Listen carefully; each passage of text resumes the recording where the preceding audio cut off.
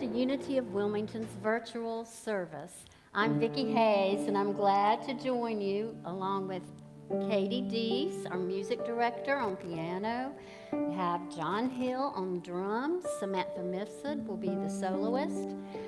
And the Reverend Nickie will be delivering the message. I know that some of us are watching online, some of us will be watching later, and some of us are right here in this room. But the one thing that we have in common is we are one. And we are united as a spiritual community, knowing these 3 affirmations that we say weekly and we know as true. 1, you are a beloved expression of God. You are a perfect expression just as you are. 2, you are here for a holy purpose. So celebrate your life and what you're called to be. And you are here at the right place, at the right time, right now.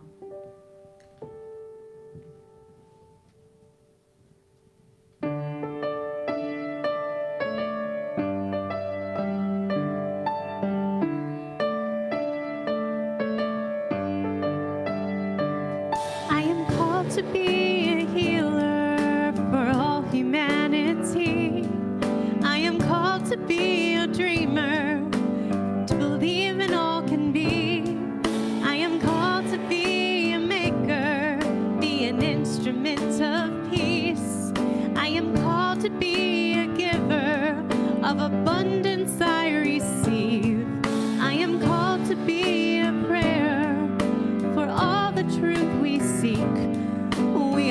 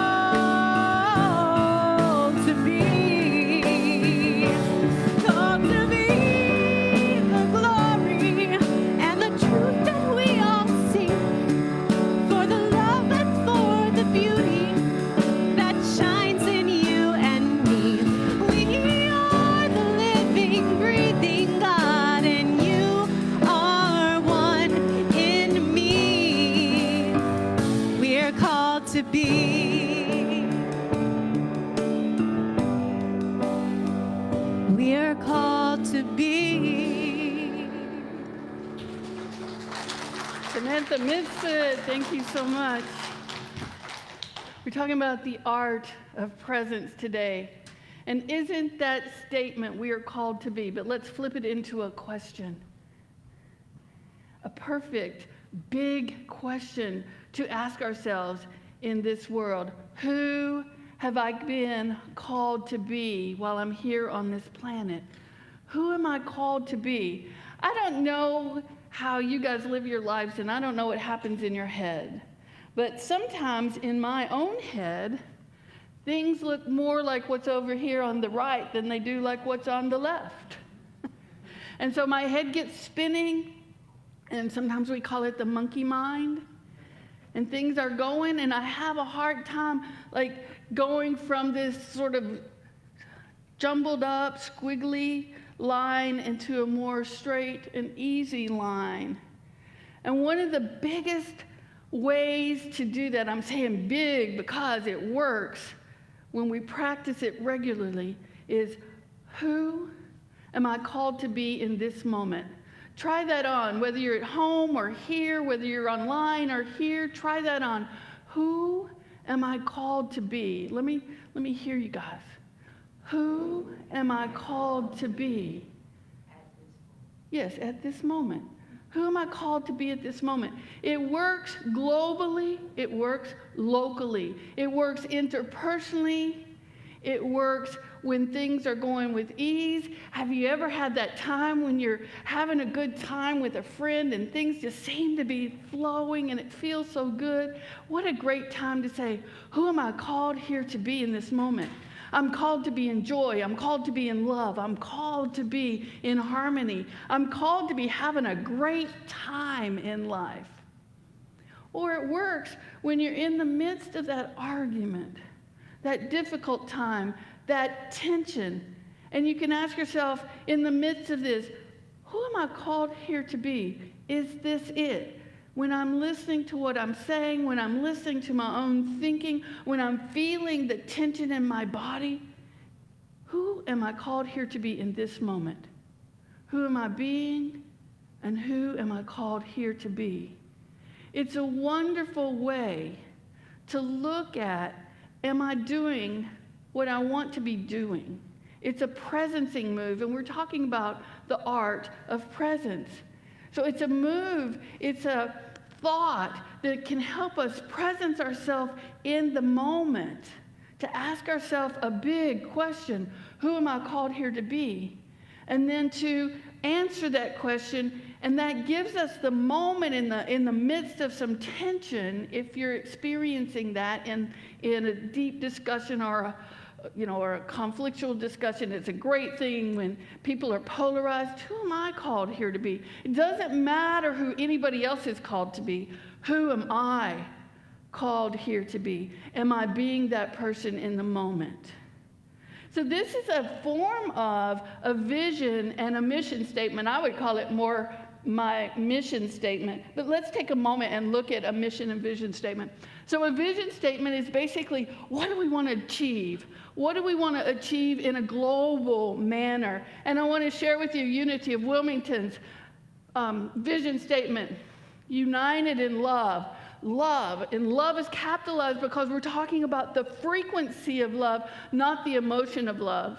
I don't know, my emotion of love loves pizza. It loves something like French fries. It loves a person. And sometimes I have trouble feeling the love when it's the emotion of love when I'm mad or when I'm scared. That's the emotion of love. But here we're uniting the world in love. That's our vision, to see a world that's united in the frequency of love. One that is steady, one that is stable, one that is unchangeable, one that looks to the heart in all people. And then the world celebrates joy, abundance, and harmony. So we're teaching teachings that lead to joy, harmony, and abundance. We're coming from a consciousness of love as much as we can as a spiritual community and as individuals in that spiritual community. And we're looking for this beautiful global picture of love, of harmony, of joy, of abundance for all, not just for some, abundance, joy, harmony for all people in the world.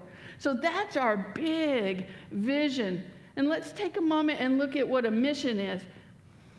A mission is a short statement of why something exists, and it can include our goals. Who am I called here to be helps us to presence ourselves in our mission statement. Unity of Wilmington's mission statement says, we are vibrant, loving spiritual community, expanding consciousness and inspiring personal transformation. A mission statement gives us the opportunity to say, is it working? And how do we know? How do we know? How do we know we're vibrant? One way, and you may have your own unique ways, but one way I know we're vibrant is that when I come in here and when I leave, I am feeling better when I leave than when I first come in. I'm feeling more joy and more uplifted. Another question could be, are you feeling uplifted? When you come here, when you interact with people, are you feeling uplifted? Do you want to sort of like move outward? Are you receiving a nugget of something that you can hold on to and utilize during your week? Do you think about what we talk about during the week? Hopefully that answer is yes. And for me, honestly, sometimes yes and sometimes no. Sometimes people will say something to me and I think, oh, I don't even remember what I talked about because I'm on to my next thing, because that's a little bit about how I am. Are we a loving spiritual community? Did you get greeted this morning? Did somebody say hello or wave to you? Did somebody smile? Did somebody seek to make a connection with you? And then the next piece of it is, what did you do? What did I do? Sometimes we come in a place where we don't want that connection. Our hearts are a little bit closed. And so when I'm coming in that way, when somebody's reaching out, I'm actually going to kind of contract into myself. So it's not only who are we being, but who am I being? Who are you being when we enter into this process, we enter into the doors? What am I bringing to this situation? Am I bringing joy? Or am I bringing, let me see what this is going to be like. You know, I've heard some things. And maybe you heard some things that were wonderful. And maybe you heard some things that were not so wonderful. But how we approach something has a whole lot to do with how we interact with what we're approaching. And so one of the things is when I come into this building, whether it's on a Sunday or any other day of the week, who am I called to be when I enter here? How do I want to show up? These are statements that assist us in presencing ourselves. When I find that I'm tight with contraction and I'm feeling the tension in the room, then I can stop and ask myself with a breath, because I like to take a lot of breaths, who am I called to be? How am I showing up? Am I showing up how I would like to invite others to show up? Like Gandhi says, be who you want to see in the world. So it becomes this beautiful interaction between all of us to create a loving community. And that's a beautiful mission statement. Charles Fillmore, the co-founder of Unity, has a mission statement that he has put forth in a book that he has called Talks on Truth. He put it forth, and he's inviting all students of Unity. And he was doing it at the time that he was alive, but he also had a vision, a huge vision for people learning how to follow the actions of Jesus. And that it would move on, this vision would move on beyond his life and his co-founder and his wife, Myrtle Fillmore's life, and his second wife, Coral Fillmore, that this vision and this mission would move on beyond them, that would continue on, and it has, because there are about 700 Unity churches internationally. But this is Charles Fillmore's mission statement. It is your mission to express all that you can imagine God to be. I'm going to stop there for a moment and invite you to imagine. What all can you imagine God to be? Our mission, should we choose to accept it, is to express in our behavior, in our thoughts, in our actions, in our feelings, all that we can imagine God to be. Let this be your standard of achievement. So he's asking us to set the bar in infiniteness, to set the bar high for who we are called to be, who we can imagine God to be, and then how we bring forth our imagination into action, demonstrable action, so that we're vibrant, so that we're loving with each other, so that we are flexible with each other. Let this be your standard of achievement. Never lower it nor allow yourself to be belittled by the cry of sacrilege. You can attain to everything you can imagine. And if you can imagine that it is possible to God, then it is also impossible to you and to me and to us. If we can imagine that it's possible to God, it is possible to you, to me, to us. It is possible for everybody on this planet. So when somebody calls sacrilege to you or say, oh, you go to that place? You can say, yes, I do, because it calls me to be all that I can be. It calls me to be more than I thought I could be of myself.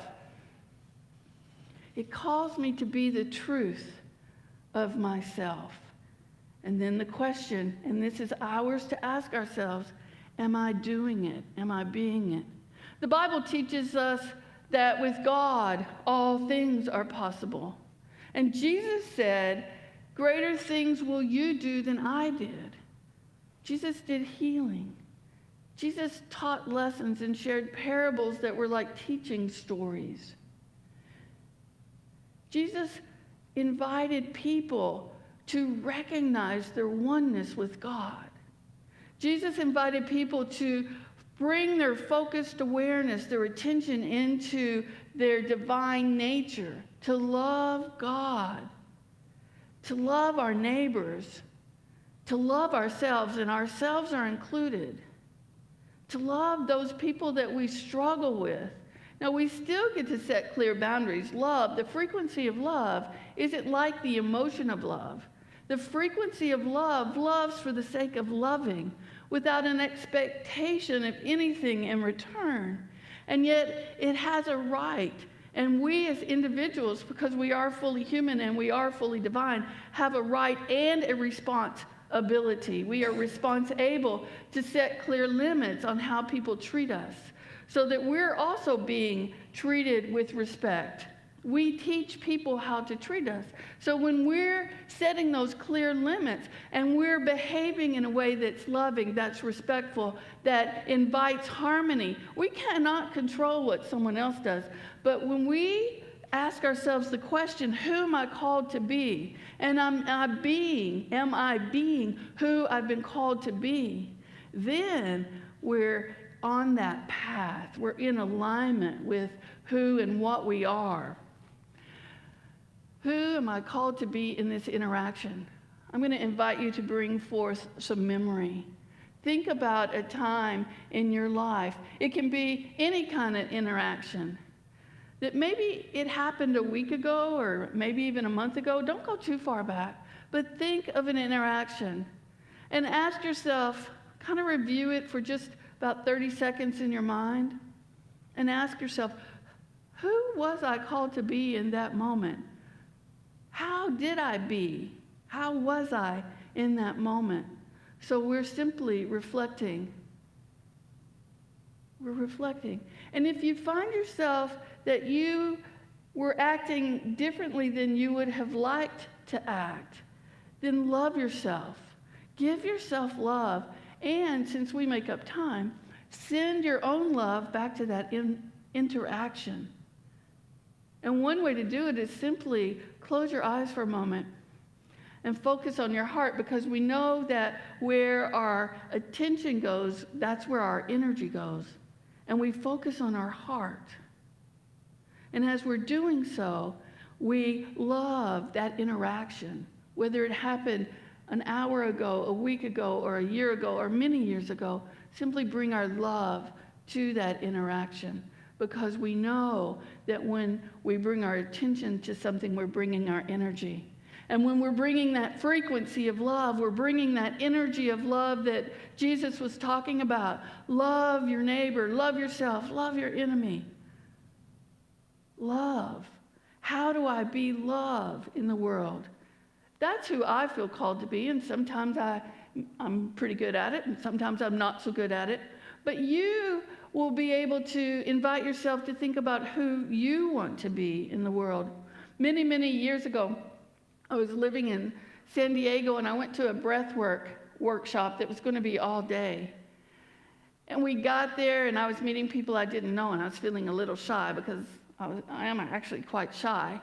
And I was feeling shy, and I was in there, and I was observing, because when I'm in a new place, I tend to be all eyes and observing. And the facilitator for the day said, I want you guys to forget if you know each other's names, and if you don't know each other's names, don't worry about it, but forget those names. What I want you to do is I want you to walk back out the door and stand for a moment and take a few breaths and figure out, who do you want to show up as today? Who do you want to be?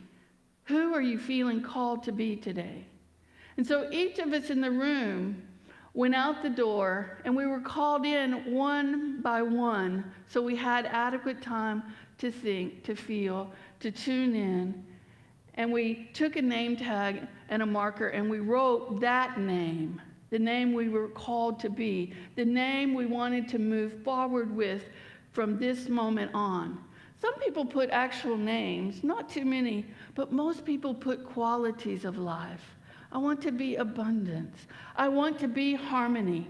I want to be light. I want to be love. I want to be joy. So they put those names. So for the rest of our day together, and we were there for a long time, we didn't call each other by given names, the names our parents gave us or the names we took for ourselves. We called each other the name that was chosen. And then we got an opportunity to embody that in that day. And so as we worked together, as we were doing what we were doing, somebody would say, who are you called to be? Instead of saying, you shouldn't be doing that, who are you called to be? And we got an opportunity to look at our name tags as a reminder. That's part of what spiritual community does, is it gives us an opportunity to remind ourselves who we've been called to be. And are we being who we've been called to be? And when we can simply ask the question, it's a presencing move. And we can do it with pure love in our hearts for ourselves. And we can do it with great generosity for knowing that we are both fully human and fully divine, and we're seeking the interweaving of how to live in both of those consciousnesses that are embodied in one body. Kingdom of heaven is a consciousness. Hell is a consciousness as we see it in unity. And we get to choose by our thoughts, by our actions, by our feelings, what state of consciousness we are living in. And part of our mission here is to invite transformation so that we can learn how to live in a state of heaven as often as we're choosing to, because it is a choice. When we are finding ourselves not feeling good, when we are finding ourselves in conflict, often there's an underlying commitment to something in our lives that we're not actually living. So who am I called to be presences us. It helps us to presence ourselves and say, who do I want to be? And where am I not making a commitment, or where am I not living the commitment that I've made? And if you want to know what you're committed to, look at your life. And what do you have in your life? Do you have a lot of ease? Are you stress-free? Do you have abundance? Are you struggling? Do you find yourself worrying a lot? Is that your commitment? And that's not to be judgmental. It's to help you to develop your awareness. So this week I found myself several times being in a place of feeling, and so I had to ask myself, oh, what are you committed to in this moment? Who are you called to be? And are you willing to let an outside, these are questions I'm asking myself, am I willing to let an outside experience decide for me what I'm feeling inside? And the moment I hit that, I went, no, I'm not.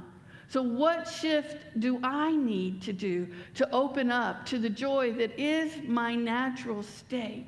What do I need to do? And I did what I needed to do. And within a little while, it took me a little while because sometimes these practices take time, and I was able to open back up to that.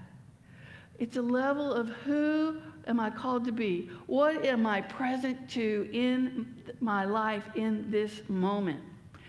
Now, Gay Hendricks says, when we encounter the moments in which we can choose to take healthy responsibility, asking ourselves that question, who am I called to be, is a form of taking healthy responsibility or responsibility, the ability to respond. So when we encounter the moment in which we choose to take healthy responsibility or reclaim the victim position, we stand at the doorway to the infinite. And that's a big phrase. If I'm like, oh, I don't know why someone is treating me like this. I don't know why I'm going through this. There's nothing really wrong with that. I would give you the invitation to do that for a little bit and have some fun with it. And if it's not moving for you, invite some friends to like have a victim party until you're laughing.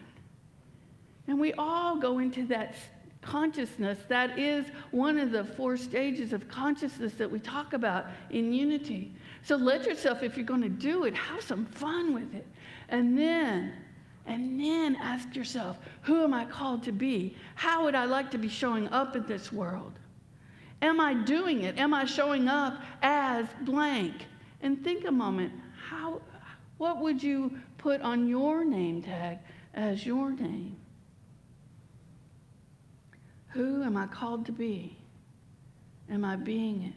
When we're in the midst of conflict, what a beautiful question to ask. Are we being who we're called to be? When we're in the midst of a wonderful time with our friends, what a beautiful question to ask. Am I being who I'm being called to be? And to ask it multiple times. Most of us can stay present in an experience for about 4 seconds at a time. That's what the research shows. We can presence ourselves for about 4 seconds. And then we can presence ourselves again. And the moment that you notice that you're not being who you wanted to be, the moment that you're noticing that you're not being response-able is a form of presencing. You're calling yourself to be present.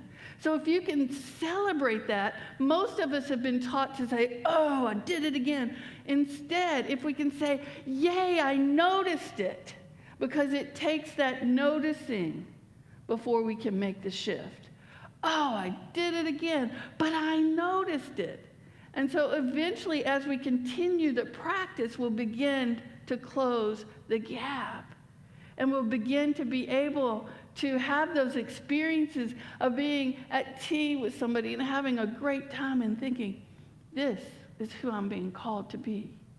These are the kinds of relationships I'm being called to interact in and create.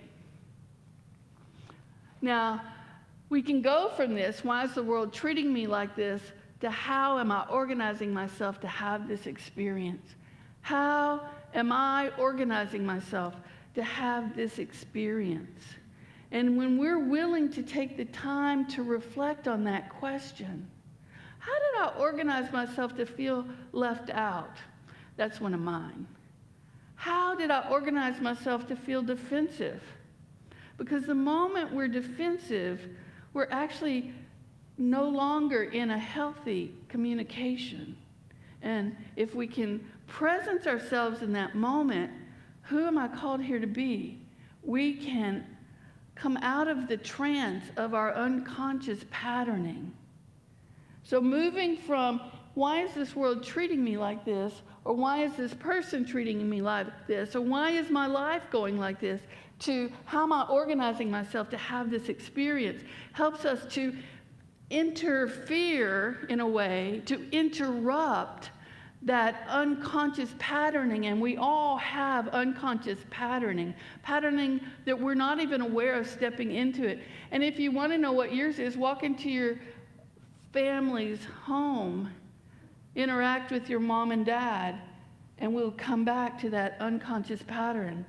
Interact with a friend you haven't seen in 20 years or 30 years, and they're still perceiving you like you were 30 years ago, and we'll be engaging in that unconscious patterning. That can show us what it is, but when we feel hurt and we want to hurt somebody, we're in unconscious patterning.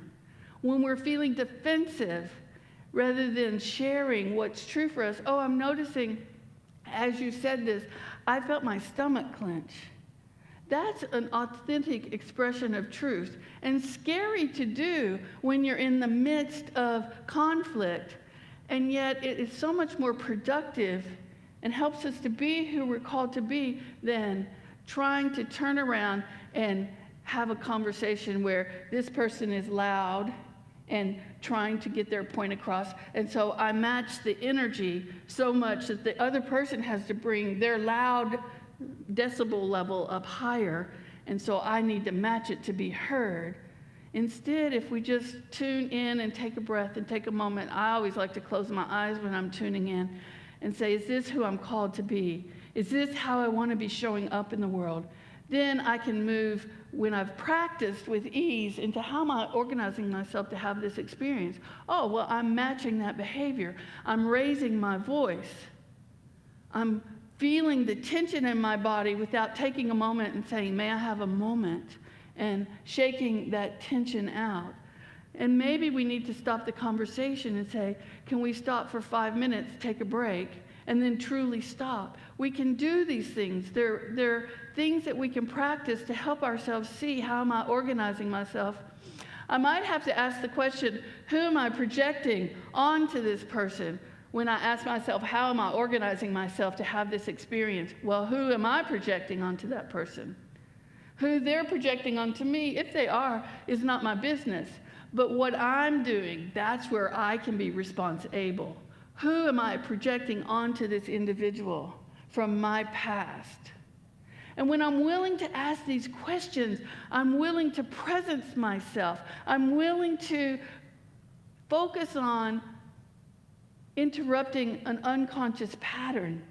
And I'm willing to ask myself, who have I been called here to be? We teach in Unity that no one and nothing is against us. But so often in our humanness, we believe that people are against us. Oh, they're just out to get me. They're just doing this or that. But when we can step back and say, who am I called to be? How am I showing up? So that the focus comes back within me.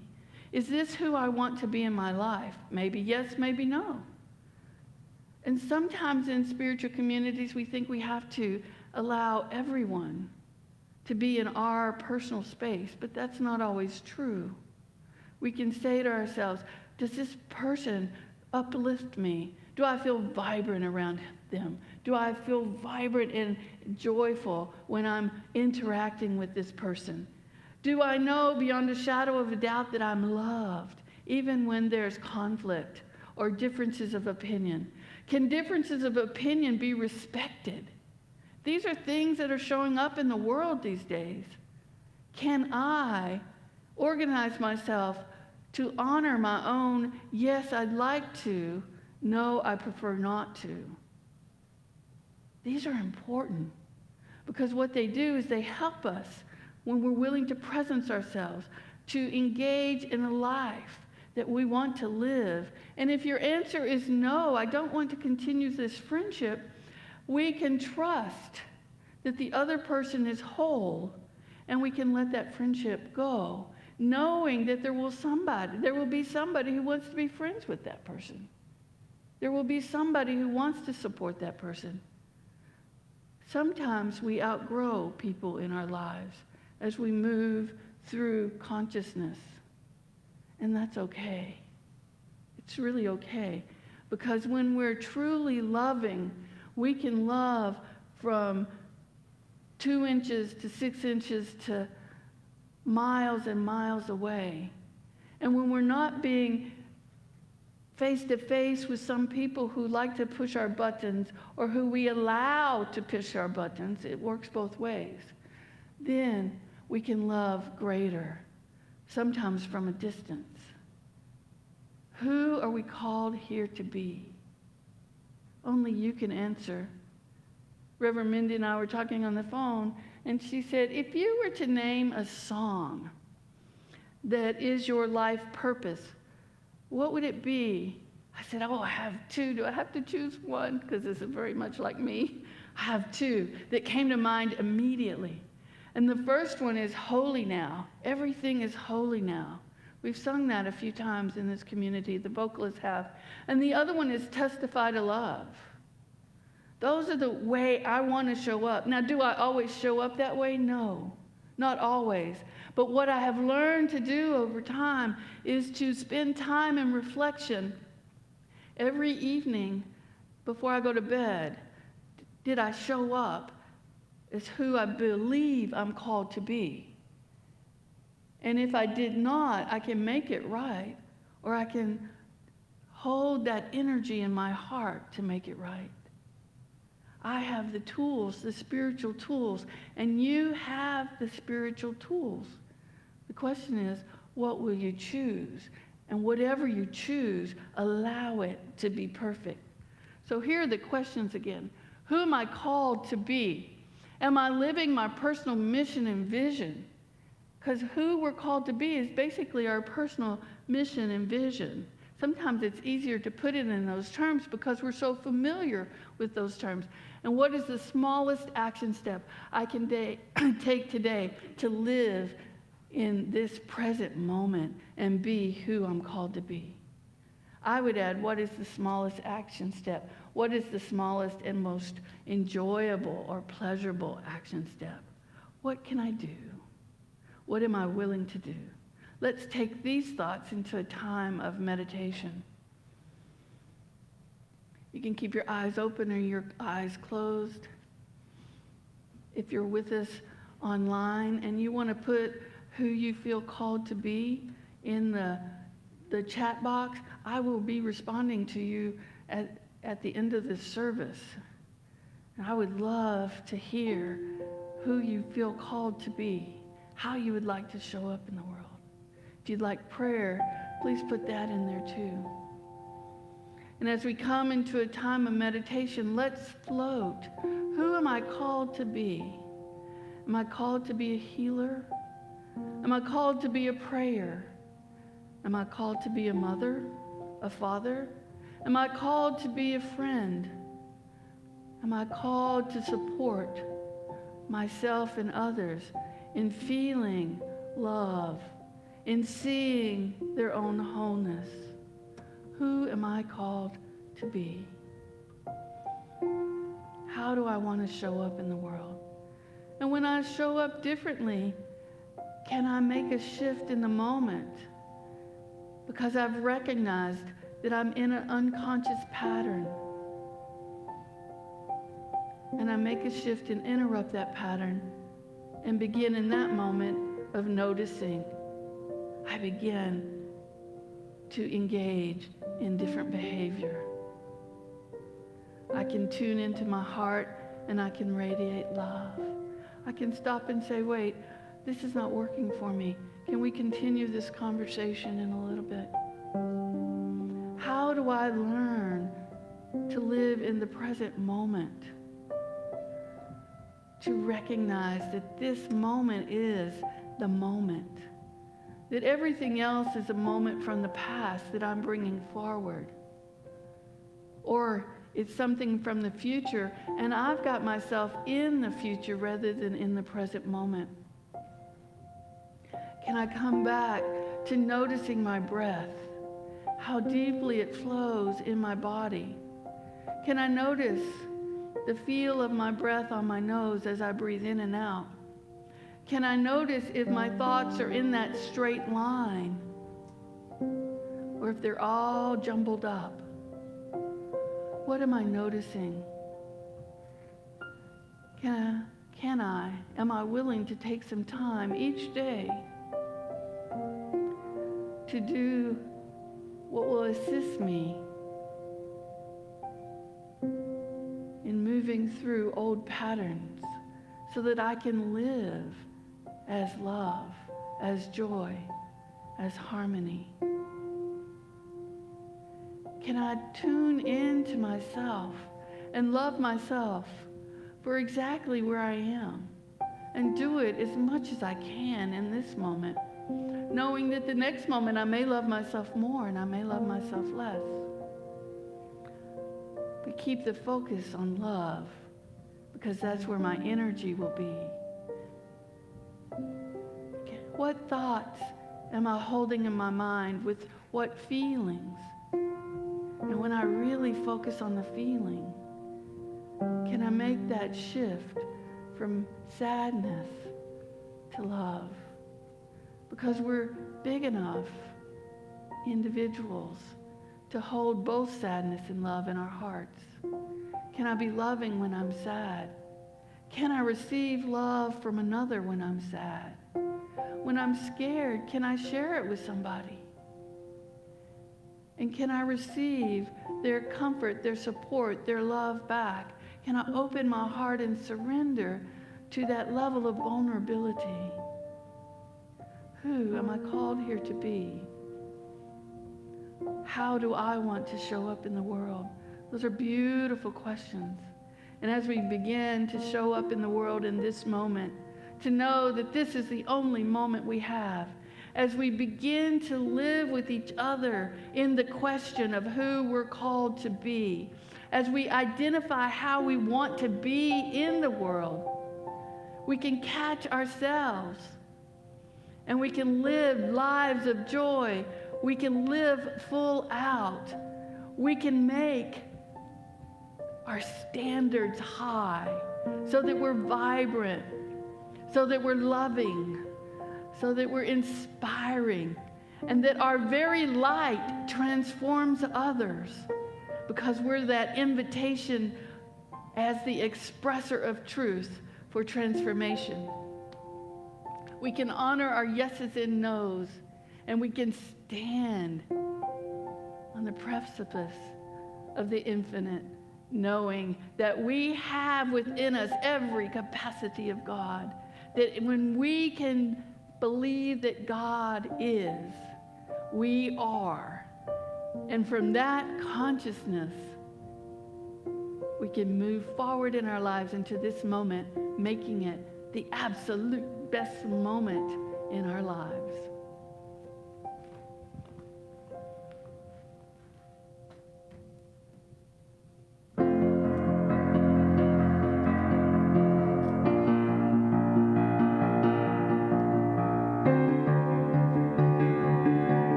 Can you tell me who won the race?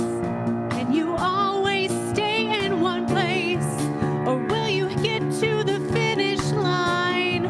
Will you just hit rewind when then one day you will, one day you will find that you just can't hit rewind. All we have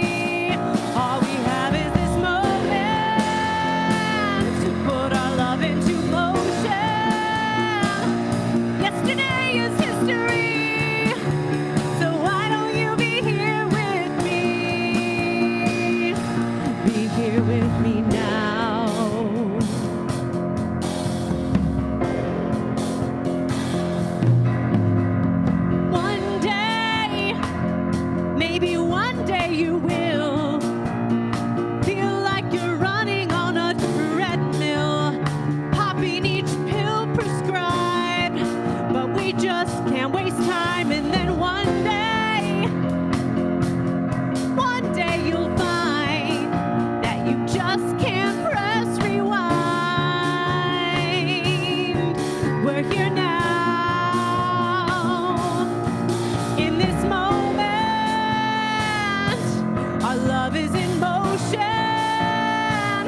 Yesterday is history, so why don't you be here with me? All we have is this moment to put our love into motion. Yesterday is history, so why don't you be here with me? Be here with me now. We appreciate your presence and for being a part of this loving, vibrant spiritual community, expanding consciousness and transforming.